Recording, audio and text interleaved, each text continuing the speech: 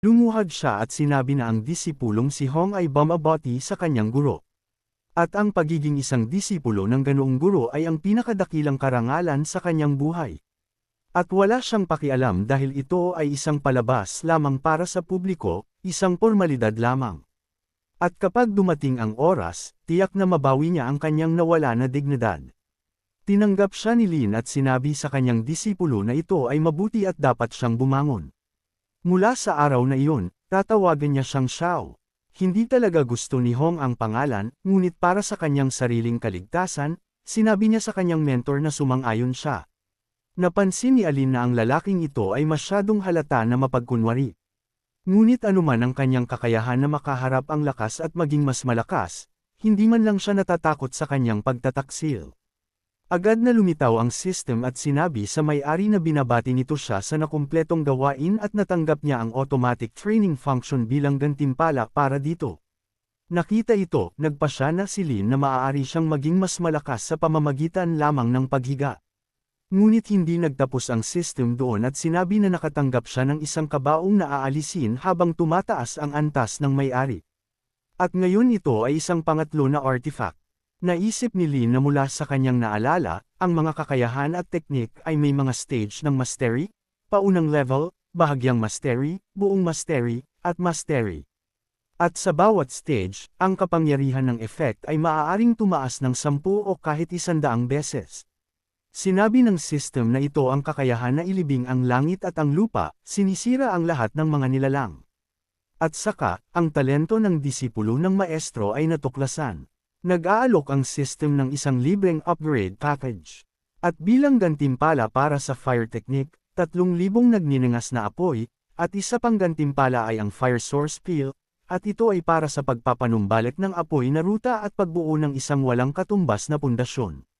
Napagtanto ni Lin na ang gantimpalang ito, ang kabaong na nagwawalis sa kalangitan, ay malinaw na nilikha upang hamanin ang mga batas ng universo. At nagtataka ako kung anong klaseng kapangyarihan ang makakamit niya kapag umakyat siya sa isang bagong antas. At ito ang mga tunay na gantimpala na nararapat sa dakilang manlalakbay mula sa celestial na imperyo, at nakita ni Hong na ang kanyang guro ay ipinagmamalaki siya dahil kumuha siya ng ganoong talentadong estudyante tulad niya at nananatili itong hintayin ang kanyang paghihiganti na nasa paligid na. Nagtanong si Lin sa kanya kung bakit niya itinatago ang kanyang mga emosyon. Marahil naisip niya na ang kanyang guro ay hindi karapat-dapat na maging kanyang mentor. Sumagot si Hong sa guro na hindi niya siya naintindihan. Ito ang kanyang karaniwang ekspresyon at nakita niya na ang guro ay nasa stage lamang ng espiritual na pagbabago at sinusubukan na niyang turuan siya tungkol sa buhay. Biglang sinabi ni Lin sa lalaki na tila hindi niya tatanggapin ang kanyang awtoridad ng walang regalo. At narito ang isang teknik para sa kanya bilang parangal sa kanilang pag-a-apprentice. Hayaan siyang mag-aral ng mabuti. Tinanggap ni Hong ang lahat at nagpasalamat sa maestro. Ngunit sa kanyang isip, gusto niyang makita kung anong klaseng kalokohan ang maya-alok ng provincial master na ito sa stage ng espiritual na pagbabago sa kanya.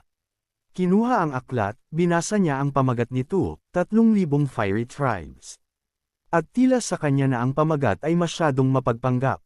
Ngunit nang tiningnan niya ang aklat at nakita ang tunay na pangalan ng 3,000 fiery tribes, siya ay nagulat. At naisip pa niya kung paano ito posible. Agad niyang napagtanto na ang teknik ng marahas na Flame Fury, kung saan niya nakamit ang immortalidad, ay itinuturing na ang pinakamataas na fire technique ng gitnang rehiyon. Ngunit kung ikukumpara sa 3,000 captive tribes na ito ay basura lamang. Ang teknik na ito ay ganap na bumaligtad sa kanyang pag-unawa sa apoy na mahika. Ito ay tiyak na isang immortal level technique, marahil kahit isang maalamat na saint level technique. Napagtanto ni Hong na sa teknik na ito, ang kanyang lakas ay lalago ng hindi kapanipaniwala. Ang pagbabalik sa true immortality ay hindi na nakakasya sa kanya, sinabi ni Lin na kung huhusgahan sa kanyang mukha, nalulugod siya sa regalo ng teknolohiya. Lumingon si Hong at nagpasalamat sa kanya para sa teknolohiya, at lumabas na lubhang kapaki-pakinabang. Ngunit nagtaka siya kung saan nakuha ng mentor na ito ang ganoong swerte na madapa sa ganoong bihira na teknik. Ngunit hindi huminto si Lin doon at sinabi na dahil nagmaster ni Hong ang teknik, narito ang isang pil upang tulungan siya. Nagulat si Hong na makita ito at nagtanong, Ito ba ang pinagmulan ng apoy at ang lahat ng ito ay para sa kanya? Alam ni Hong na ang fire source ay isang banal na pil para sa mga fire cultivators. Mayroon itong hindi kapani-paniwalang mga epekto at napakahalaga na kahit ang mga immortal ay mag-aaway para dito. Ngunit paano makakakuha ng mga bagay na ito ang isang spirit transformation stage maestro? Kahit sa kanyang prime, hindi niya makuha ang mga bagay na ito. Nagtanong si Lin kay Hong kung duda ba siya sa mga regalo ng kanyang guro. Sumagot si Hong na hindi siya nagdududa sa kanila, at ang pagiging kanyang disipulo ay ang pinakadakilang karangalan para sa kanya. Naisip ni Hong na hindi naiintindihan ni Lin kung gaano bihira ang mga teknik at pil na ito. Maaaring aksidenteng natagpuan niya ang mga ito sa ilang sinaunang mana. Ngayon kailangan niyang kontrolin ang sarili.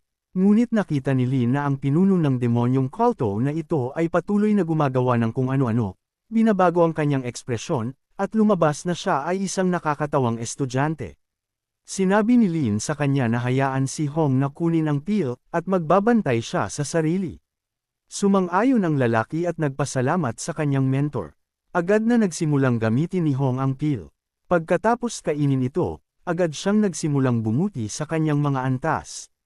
Alam ni Lin na ang stage ay ang paunang foundation stage, gitnang stage, huling stage, peak stage, full mastery stage, golden core stage, at iba pa. At ang lalaking ito ay isang true immortal, nagpaparami ng mga kapangyarihan.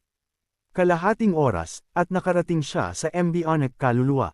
At ito ay isang napakagandang simula. Hindi rin makapaniwala si Hong na nakalusot siya ng ganoon kabilis. At kapag bumalik siya sa gitnang rehiyon, tiyak na, huhugasan niya ang lahat ng kanyang kahihiyan. Pagkatapos ng ilang sandali, natapos si Hong at sinabi sa guro na naistorbo niya siya. Ito ay walang galang mula sa kanya.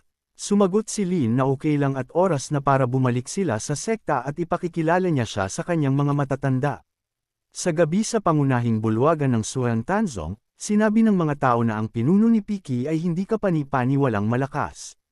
Sinira niya ang embryonikong kaluluwa sa isang daliri, 2 beses na iniligtas ang kanilang lupain mula sa kompletong pagkasira. At medyo naawa pa sila na minsan ay hindi niya naintindihan ang kanyang kapangyarihan at hindi naging kanyang disipulo. Ngayon siya ay magiging isang disipulo ng Soaring Peak at sa kanyang lakas ang mga pamantayan para sa mga estudyante ay marahil mataas at nagtataka pa sila kung sino ang angkop para sa kanya. At sa sandaling yun bumalik si Lin sa bahay. Sumigaw ang mga tao na bumalik si Peck Chief Ye at nang makita nila ang isa pang lalaki nagtanong sila kung sino ang kasama niya at naisip nila na si Hong ay isang magandang babae.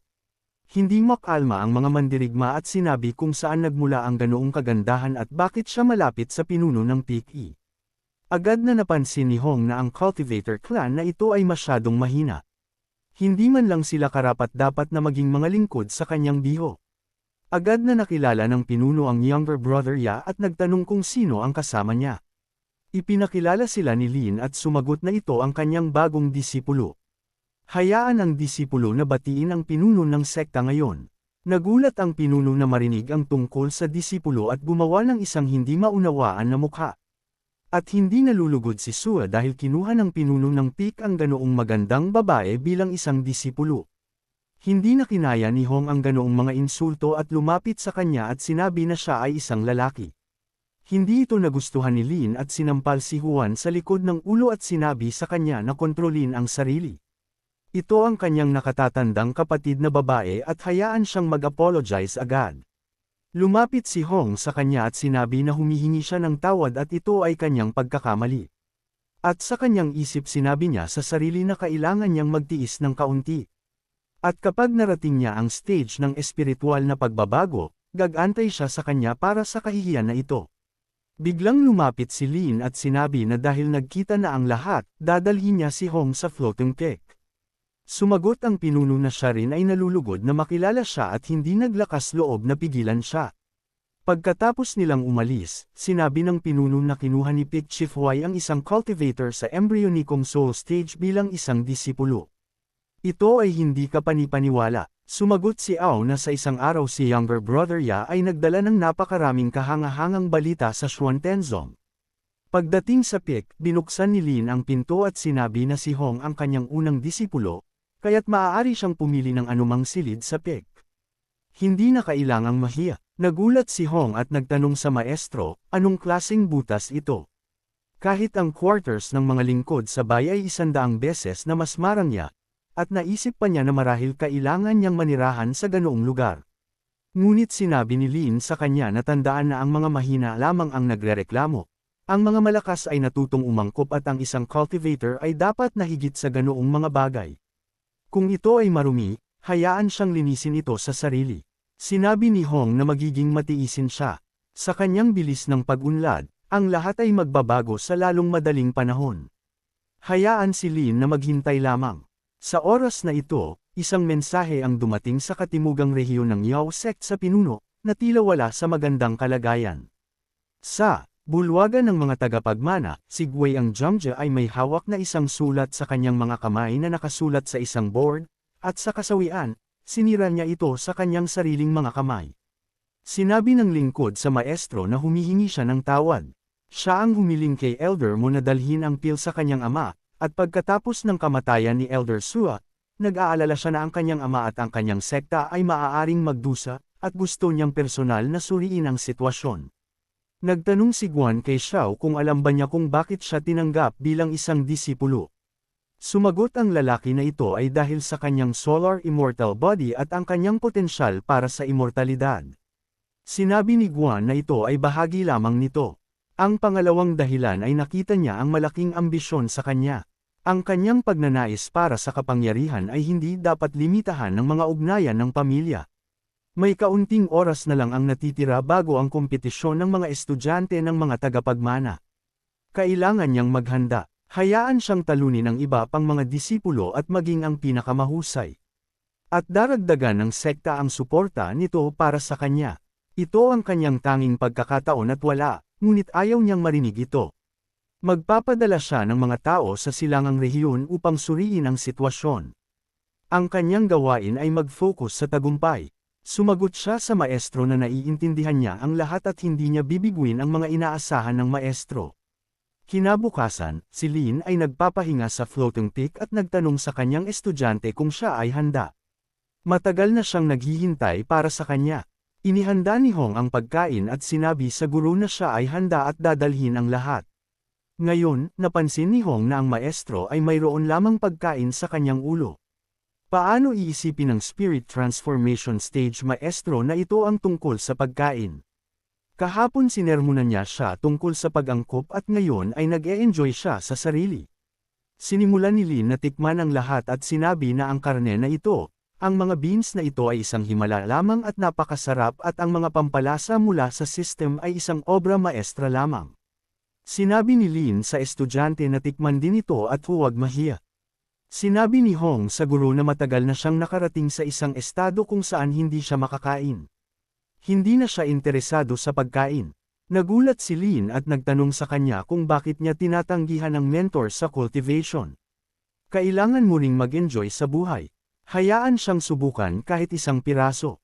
Sinabi ni Hong sa guro na susubukan niya ito dahil lamang sa pagpupumilit niya. Ngunit nakita niya na si Lin ay isang matandang lalaki lamang at hindi niya naiintindihan kung ano ang mali sa pagkain. Ngunit si Hong, pagkatapos sumubok ng isang piraso, ay natutuwa at naramdaman na ito ay isang hindi kapani-pani walang lasa at napakasarap kaya't hindi pa niya naramdaman ang ganoong kaligayahan mula pa noong bata. Nakita ni Lin ang kanyang mukha at nagtanong kung bakit siya umiiyak. Naalala ni Hong na noong bata pa siya, lagi siyang gutom at nangangarap na subukan ang karne kahit isang beses. At nang kumain siya nito sa unang pagkakataon, ito ay kaligayahan na lampas sa mga salita. Ngunit dahil sumakay siya sa landas ng cultivation, nakalimutan niya kung ano ang pakiramdam na mamuhay lamang at mag-enjoy sa mga simpleng bagay. At tama ang kanyang mentor. Kung inuubos ng cultivation ang kanyang mga simpleng kasiyahan, ano ang punto? Naisip niya, napansin ni Lin na ang kanyang disipulo ay nakalusot muli, embryonikong soul initial stage, gitna, huli, kick, buong level ng espiritual na pagbabago. At ang lalaking ito ay nagawa pang mag-level up sa pagkain. Mayroon siyang hindi kapani-pani walang talento. Binuksan ni Hong ang kanyang mga mata at napansin na nagsimula na siyang lumusat muli, at hindi man lang niya ito alam. Sinabi ni Lin sa kanya na binabati niya siya sa kanyang espiritual na pagbabago. Ngayon ang kanyang lakas ay halos sa antas ng kanyang mentor. Hindi inasahan ni Hong na ang paglipat sa spirit transformation stage ay mangyayari ng ganoon kabilis. At tila oras na para tapusin niya ang kakaibang disciple connection na ito. Pagkatapos ng lahat ng ito, sinabi ni Lin sa estudyante na nakain niya ang karne. Itinataas ang kanyang antas, at ngayon hayaan siyang dumating at masahin ang kanyang mga balikat. Nagalit si Hong, at sa kanyang ulo, sinabi niya na siya ay nasa stage na ng espiritual na pagbabago, at sinusubukan pa rin niya siyang utusan, at ang ilang pagbabago ng espiritu ay sumusubok na sabihin sa kanya kung ano ang gagawin. At ngayon ay dumating ang araw kung saan ipapakita niya sa mentor kung sino ang sino dito. Pagkatapos subukan na atakihin ang kanyang mentor, isang lingkod ang biglang dumating at sinabi na mayroon siyang isang ulat na iuulat kay Pikhedia. Sinabi ng lingkod kay Pikhedia na hiniling siya ng pinuno ng sekta na pumunta sa Assembly Hall. Sinabi niya na mayroong isang mahalagang bagay na pag-usapan. Nagulat si Lin na sabihin na isang araw pa lang at may bago na namang trabaho. Galit si Hong dahil napalampas niya ang ganoong pagkakataon, ngunit si Lin ay laging puno ng mga mahina na puntos. Magkakaroon pa rin siya ng oras upang maghayganti. Pagkatapos lumipad, sinabi ni Lin sa estudyante na aalis muna siya, at ang kanyang massage technique ay mahusay, at kapag bumalik siya, hayaan siyang dumating at masahin ang kanyang mga binti. Sumigaw si Hong pagkatapos niya at nagtanong sa mentor kung paano siya naglakas loob na traitor siya ng ganoon, at dapat na pinatay niya siya noon. Like, comment, share, and subscribe naman dyan mga ito go. Maraming salamat po.